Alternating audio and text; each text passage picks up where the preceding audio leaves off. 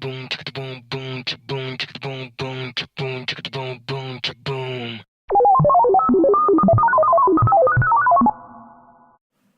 From the very beginning of the project, I wanted to design a tap that would be able to withstand time, in the sense that I wanted to design an object that would be interesting despite the passing of time, something that you would enjoy physically and visually the longer you came in contact with it. In the sense that a tap is a very special object because you are in a very sensible part of the house when you use a tap. In a way, it's a one-to-one experience, and I wanted something that could,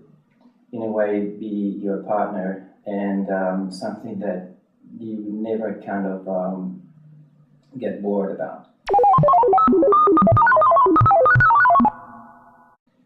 So we started off with a very simple shape, in a way something extremely rigid,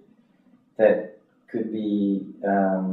improved and designed in a more geometrical and softened up, using geometry, lines, curves, tangents, to add a kind of physical touch, a kind of human touch to the object. The result is Wave, which is basically a very simple object, but with a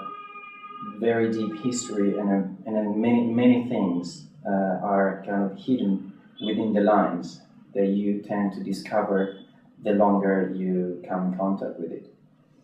In a way, if I was to sum up what Wave is in terms of design and shape, I'll be happy to say that basically it is as fluid as water and as rigid as ice, which are two states of water anyway. In the sense that, it is somehow very fluid because the underside of the tap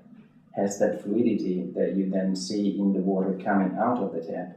but at the same time it is very rigid because of the corners and of the facets that are typical of this shape.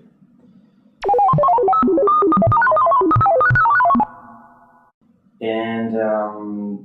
it is also a very welcoming object because the lever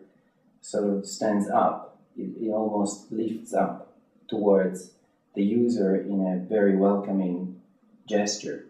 which is extremely good in the day-to-day use of the tap.